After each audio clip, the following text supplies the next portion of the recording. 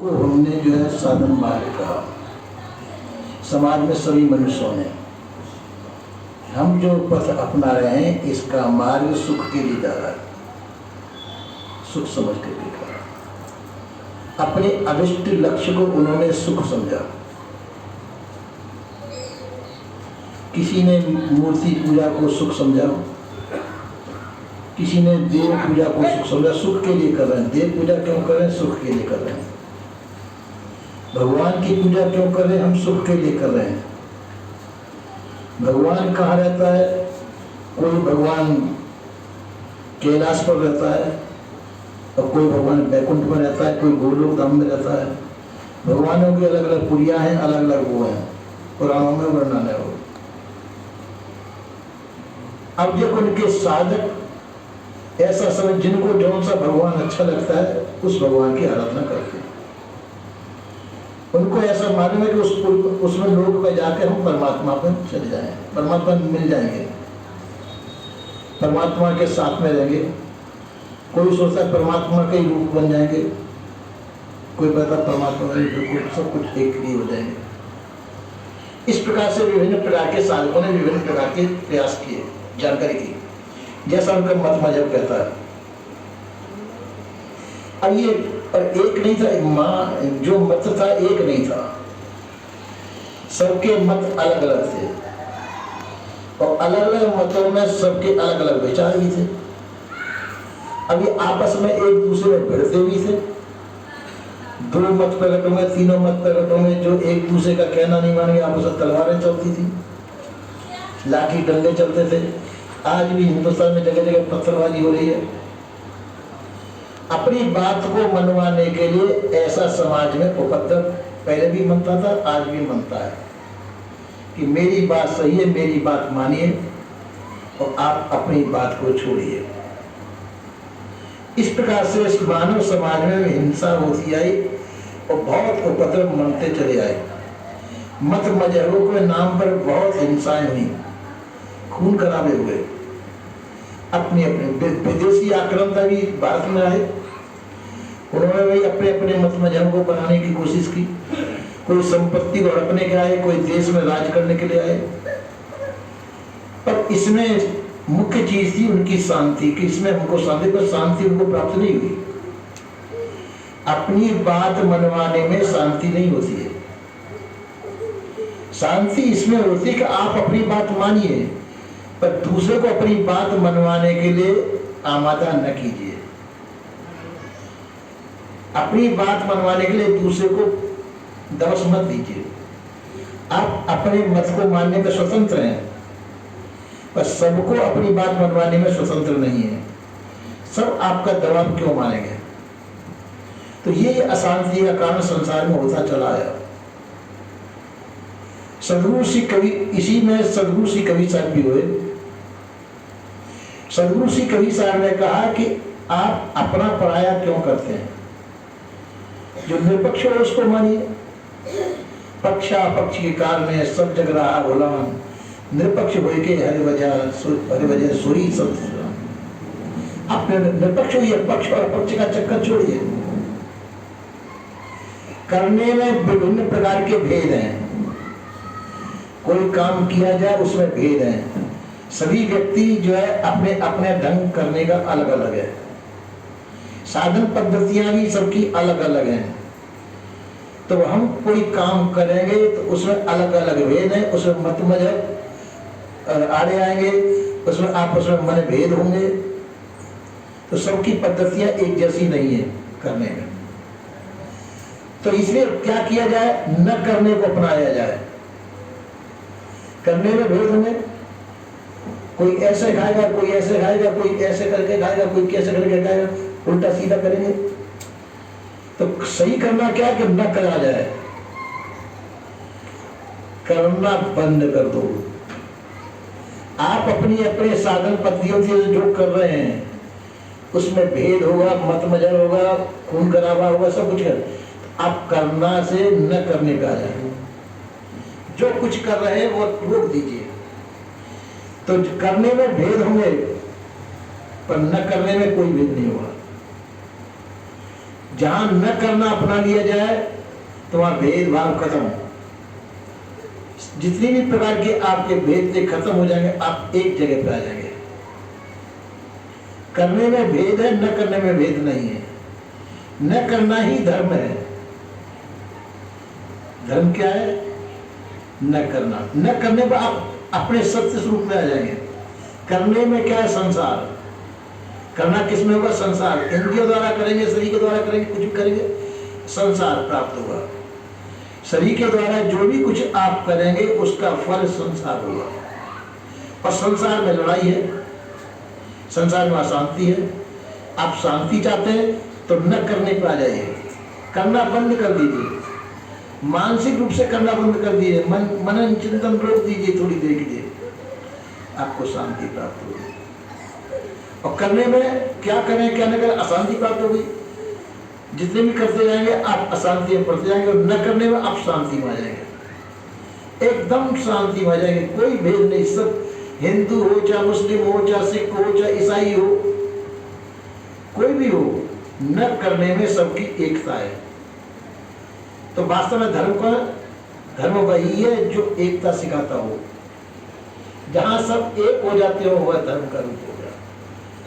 और जो करने में विभिन्नता है, जिसमें लड़ाई दंगा फसाद है, तो वो धर्म का हुआ।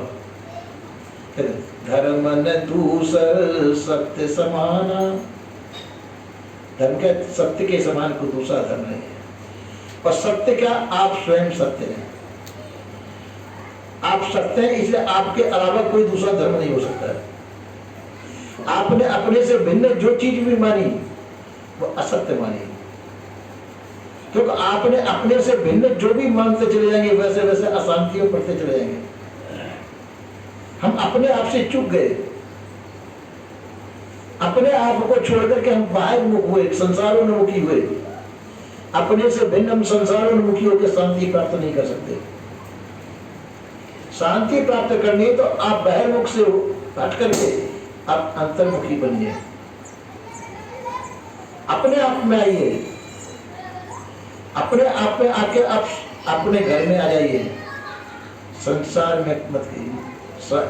शरीर तो संसार का ही है, संसार में व्यवहार तो करना पड़ेगा, पर कुछ समय के लिए तो आप अपने घर में आ सकते हैं, अपने आप में आ सकते हैं। उस समय इंद्रियों के कार्य से भी विराम ले लीजिए, अंतःकरण के कार्य से विराम लीजिए, सब कुछ छोड़ दीजिए, आप शांत हो जाएं। कुछ न सोचिए, कुछ न विचारिए, शांत होते चले जाएं, तो उस शांति में आपको शांति प्राप्त होगी। इतनी देर के लिए कम से कम अशांति से बच जाएंगे और शांति का रास्ता आपको प्राप्त हो जाएगा। तो संसार में अशांति, तो अशांति क्यों? कि संसार में हमारा मोह है। संसार का मोह आपको दुख देने वाला है। तो इसका मतलब ये नहीं कि संसार से उड़कर कोई आकाश पाताल में चला, संसार भी रहिए, पर संसार में मोह मत कीजिए, आसक्त न होइए। संसार में रहें पर संसार में आसक्त न हो। खाना पीना सोना सब कुछ करें, पर ये समझ के करें रहना नहीं, देश वीराना है। संसार वीराना देश है, आपका देश नहीं है, क्योंकि ये भौतिक है और आप भौतिक नहीं है। संसार क्या साकार है और आप जो है ज्ञानाकार है। दोनों के स्वरूप में भी भेद है। संसार साकार है, जड़ तत्वों का कार्य है, और आप ज्ञानाकार है। इसलिए जो है आप में इधर से स्वरूप की एकता है, न जातीय एकता है। जिससे जातीय स्वरूप की एकता नहीं हो तो एक कैसे हो सकता है? आपको शांति कैसे प्राप्त हो सकती है?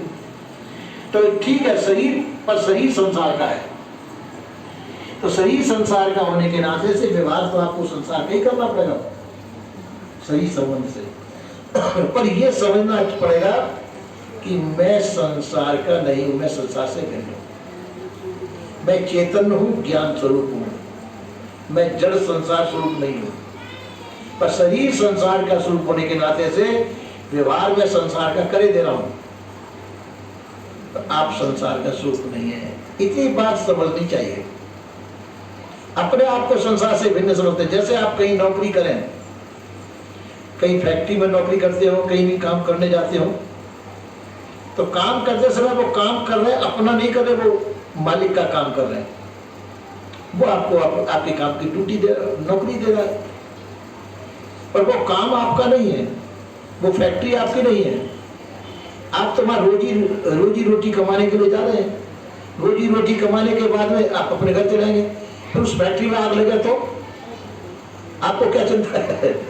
लगे वो तो चिंता होगी तो मालिक को होगी, और मालिक आप है नहीं, आप तो नौकर हैं। तो इसी प्रकार से संसार में आप रहते हैं, तो संसार में आप तो अपनी नौकरी करिए, शरीर है, शरीर का काम करिए, प्रारब्ध के अनुसार जैसा होगा वैसा होगा, चिंता क्यों? तो सभी चिंता फिक्र छोड़ करके जो हमारा कर्तव्य है उस कर्तव्य करना। पर कर्तव्य पालन कब कर सकते हैं? कर्तव्य आप पालन जब कर सकते हैं जब आसक्ति रही तो, संसार में आपके आसक्ति न हो, मोह ममता आसक्ति न हो, तो आप अपने कर्तव्यों का पालन कर सकते हैं। यदि संसार में मोह होगा आपका, तो मोह जनित कार्य करेंगे, आप कर्तव्यों का पालन नहीं कर पाएंगे। जैसे थोड़ी देर के लिए आपको जज बना दिया जाए और जज पहुंच करके आप जज की कुर्सी में बैठे हुए, आपका बच्चा को फांसी मिल गई है और आपके हाथ में फांसी का हुक्म देना, और वो है आपका पुत्र। अब हुक्म आपके द्वारा लिखा जाना है, मोहर आपको लगानी है कि हाँ फांसी दी जाए, और बिल्कुल सब तरह से निर्णय हो चुका। जज ने पहले तो टालने की कोशिश की, मेरा पुत्र को मैं बचाने की कोशिश करूं, पर यह कि मोहर लगनी बाकी है, अब उसको टाला नहीं जा सकता है, तो आप क्या करेंगे उस समय? इधर तुम्हारा पुत्र, तुम्हारी मोहर लगते ही दस्तखत होती, उसको फांसी लगेगी, और मोहर नहीं लगाते हैं तो उस कुर्सी पे बैठे क्यों हैं? न्याय की कुर्सी पे क्यों बैठे हैं? या तो न्याय कुर्सी छोड़िए और ये मोहर लगाइए वहां पर, तो तुम्हारा पुत्र तुम्हारे हाथ से छूट रहा है, जा रहा है। ये परीक्षा होती है। तो इसी प्रकार से वहां पर न्याय की रक्षा करनी पड़ेगी, क्योंकि आप जज हैं, आपको जबरन मोहर लगानी पड़ेगी। न्याय के द्वारा आपको बाधित कर दिया जाएगा कि ये अपराधी है, आपका पुत्र अपराधी है, आपको ये दंड देना ही है, उसको अपने पुत्र के लिए फांसी लगानी पड़ेगी। आप उस समय ये नहीं सोच सकते मेरा पुत्र है, मैं इसको बचाऊं, बचा नहीं सकते आप उसे। इसी प्रकार से संसार में उसको कहते कर्तव्य परायणता, और यदि आप कर्तव्य परायण नहीं निकले तो आपके हाथ से कलम चलेगी नहीं, आप कुर्सी पर इस्तीफा देकर के चल देंगे, अपने पुत्र को फांसी नहीं लगा सकेंगे, फिर भी आप दंडित होंगे, आपको दंड दिया जाएगा, क्योंकि आपने अपने कर्तव्य का पालन नहीं किया। आप उस समय सरकारी अफसर हैं, सरकारी जज हैं, आपने जज का कर्तव्य का पालन नहीं किया, उसमें आप दंडित किए जा सकते हैं। तो इसी प्रकार से हम संसार में रहें, अपने कर्तव्य का पालन करना सीखें। और कर्तव्य पालन कब कर सकते हैं आप? जब कर्तव्यशील होंगे तब। कर्तव्यशील कब होंगे? जब संसार का मोह छूट जाएगा तब। जब तक संसार का मोह आपके अंदर है, आप अपना कर्तव्य पालन नहीं कर सकते। कब मोह सताएगा आपको, मोह आपको कर्तव्य का पालन करने नहीं देगा। ये मेरा पुत्र है, ये मेरी पुत्री है, ये मेरा पति है, ये मेरा संसार है, ये मेरे संबंधी है, तो ये आपको कर्तव्य पालन नहीं करने देंगे।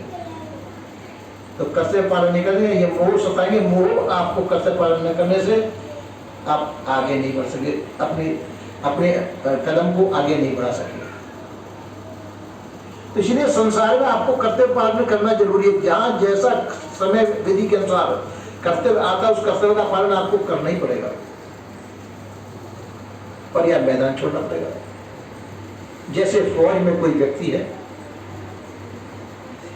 उसके हाथ में बंदूक है और सामने दूसरे देश की सेना है, दुश्मन की फौज है, और वहां पर जाकर के वो कहता है कि मेरी बंदूक से दूसरे मरेंगे, मैं बंदूक न चलाऊं तो बनेगा? मैं कबीरपंथी हूं, मैं हत्या कैसे करूंगा? अरे तो बेवकूफ, वहां पे पहुंचा क्यों? ऐसी जगह पे नौकरी की क्यों होता है? अगर बंदूक नहीं चलाना चाहता है तो मैं फौज की नौकरी में गया क्यों? वहां पे पहुंच करके तो तेरे को बंदूक चलानी पड़ेगी, नहीं तो पीछे का तो तेरे वो गोली मार देगा पीछे खड़ा हुआ तेरा। इसलिए वहां पर कर्तव्य प्राणता ही करनी पड़ेगी, कर्तव्य प्राण होना पड़ेगा। फिर मां धर्म का विचार नहीं कर सकते, ये नहीं कर सकते कि हत्या हो रही है मेरे से। मां तो जो कर्तव्य तेरे सामने वह कर्तव्य करना पड़ेगा। और या फिर उसका विचार पहले करो, वो लाइन पे जाओ मत, किधर भी जाएंगे, संसार में रहेंगे, शरीर आपके साथ में, शरीर संबंध से आपके कर्तव्य हैं, उन कर्तव्यों का पालन आपका करना जरूरी है, कर्तव्यों का पालन करना पड़ेगा। तो कर्तव्य क्या है? यदि आप संसारोन्मुखी हैं तो संसार के जो भी कर्तव्य आपके सामने आएंगे, जो भी अधिकार लिए बैठे हैं, अधिकार जो है कर्तव्य का दास है। जो आपका अधिकार है संसार के ऊपर, जो अधिकार स्वीकार किया है, उस अधिकार के साथ में कर्तव्य भी है। तो अधिकार जो है कर्तव्य का दास है आपको। तो कर्तव्य पढ़ेंगे तो आपको अधिकार रहेंगे, और कर्तव्य नहीं करेंगे तो अधिकार खाएगा, आपको निकाल के कान पकड़ के बाहर कर दिया जाएगा। तो इसलिए कर्तव्य जो है अधिकार का दास है, आपको कर्तव्य का पालन करना पड़ेगा। जिस भी पोस्ट पर, जिस जगह पर है, आपको कर्तव्य पालन करना पड़ेगा। या फिर कर्तव्य से उपराम होइए, तो भी वो भी कर्तव्य है। उपराम हो जाएंगे उदासीन, कहते उदासीन नित रहिए गुसाई, खल परे हरिये स्वाने की नाई। तो फिर उदासीन हो जाइए, संसार से उदासीन हो जाओ, तब तो वो भी कर्तव्य आ गया, उदासीन होना भी। या तो संसार में वृत्ति देंगे तो संसार के काम करने पड़ेंगे, और नहीं करेंगे तो फिर उदासीन हो जाएगी संसार से। मेरा कुछ नहीं, मैं भी कुछ नहीं, संसार मेरा है, तो मैं संसार का हूं, ऐसा छोड़ के संसार से उदासीन हो जाइए। संसार से उदासीन होगी तो आपका कल्याण हो जाएगा, संसार से उदासीन हुए तो आपका कल्याण हो जाएगा। और संसार में रहेंगे तो संसार में बंधन होगा, मोह शोक का बंधन आपको रहेगा, मोहित तो शोकित होंगे संसार में रह करके, और जो जैसा समय आएगा उसको, उसमें आपको वैसा करना पड़ेगा। और यदि ऐसा नहीं करना चाहते तो संसार से उपराम होकर के आप अचाह पद को धारण करें, सभी प्रकार की चाहनाओं का अंत कर दें, और चाहनाओं का अंत कर देंगे तो आप कल्याण हो जाएगा। चाहनाओं का अंत कर देंगे, कुछ नहीं चाहिए मुझे, संसार की मुझे कोई आवश्यकता नहीं है, संसार के कर्मों का फल भी मुझे नहीं चाहिए न मुझे, क्योंकि विधि निषेध सभी संसार का है, और संसार का कोई भी वस्तु शरीर के लिए है, और आपका स्वरूप शरीर नहीं है। शरीर का भोग है, शरीर का प्रारब्ध शरीर के साथ में है, तो प्रारब्ध के अनुसार शरीर का जैसा होना वैसा होगा, उसमें आप मोहित न होइए, दुखी न होइए। जैसा शरीर का भोग है शरीर के सामने आएगा, वो भोगना पड़ेगा। आप तो अपने कल्याण चाहते तो अच्छा हो जाएगी, चाह सभी प्रकार की चाहनाओं का अंत कर दीजिए, या कर्तव्यशील होइए, कर्तव्यशील होकर कर्तव्य, अपनी कर्तव्य प्राणता के द्वारा समाज के अधिकार की रक्षा कीजिए, अपनी कर्तव्य प्राणता के द्वारा समाज के अधिकार की रक्षा करिए, कर्तव्य प्राण हो सकते। और कर्तव्य प्राण नहीं हो सकते तो अपने सभी अधिकारों को छोड़ करके सभी अधिकारों की चेष्टा का त्याग कर दीजिए, और आप अच्छा हो जाइए, सभी प्रकार की चाहनाओं का अंत कर दीजिए। तो सभी प्रकार की चाहनाओं का अंत होकर आपका कल्याण हो जाएगा। यदि संसार का कर्तव्य तो कर्तव्य प्राण होना पड़ेगा, या तो फौज में बजा के गोली चलाओ, या नौकरी छोड़ करके या तो संसार में रहकर के संसार के काम करो, संसार काम नहीं करते, संसार से उपराम होकर के अच्छा पद को धारण करके आप अचाह वृत्ति प्रदान करके कल्याण को प्राप्त करें। पर मैं कह रहा हूं तो सरल चीज नहीं है ये। मैं जितनी सरलता से कह रहा हूं उतनी सरलता नहीं है इसमें। अभी सरलता से मैं कह रहा हूं, पर करने पहुंचेंगे, मुकाम पे पहुंचेंगे तो कठिन पड़ेगा, क्योंकि अचाह होना भी कठिन है। सभी चाहनाओं से मुक्त होना वो आपके लिए भारी पड़ेगा।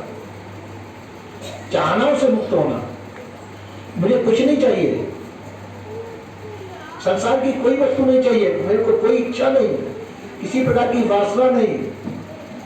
इच्छा वासना चाहना से रहित होना, और या फिर संसार को चाहना, या तो वो सब मेरे हैं, संसार पूरा मेरा है, या तो ये कहिए, और यह कहिए कि न मेरा कोई है न मैं किसी का हूं। दोनों में से एक चीज माननी पड़ेगी। या तो कहें कि सब मेरे हो, मैं सबका हूं, और यह कहें कि न मेरा कोई है न मैं किसी का हूं, तो बंधन टूट जाएगा। न मैं किसी का हूं न मेरा कोई है, सभी प्रकार के बंधन नहीं टूट जाएंगे। आप किसी को अपने तो अधिकार चेष्टा से रहित होइए, किसी पर अपना अधिकार न मानिए। जो व्यक्ति सभी प्रकार के अधिकार चेष्टा से रहित हो जाता है वह स्वतंत्र हो जाता है। हम बंधन में कब बनते हैं? जब हम संसार में अपना अधिकार चाहते हैं, मानते हैं ये मेरा भाई है, इसको इसकी मैं बहन हूं, इसके बहन मान करके मेरे अधिकार की रक्षा करनी पड़ेगी। तो ये अधिकार चेष्टा आ गई। जब अधिकार चेष्टा आ गई वह बंधन आ गया। तो या तो अपने अधिकारों को छोड़िए, सभी अधिकार चेष्टाओं से मुक्त होइए। स्वतंत्र होना चाहते हैं तो अधिकार चाहते हैं तो जिस पे अधिकार आप करेंगे उसका गुलाम होना पड़ेगा। अधिकार चेष्टा यदि चाहते हैं तो वहां गुलाम होना पड़ेगा उसका। और स्वतंत्र होना चाहते हैं तो सभी प्रकार के अधिकार चेष्टा को त्याग कर दीजिए, अधिकारों की लालसा का त्याग कर दीजिए, आप स्वतंत्र हो जाएंगे। तो ये दोनों ही मार्ग हैं। या तो संसार के गुलाम बनिए, या संसार की गुलामी से छूटिए, या संसार से स्वतंत्र होइए। दोनों प्रकार के मार्ग आप लोगों के सामने है। जो सा उचित मालूम पड़े उसको ग्रहण करना चाहिए, ऐसा सदगुरुजनों का कहना है। बोलिए श्री सद्गुरुदेव की जय।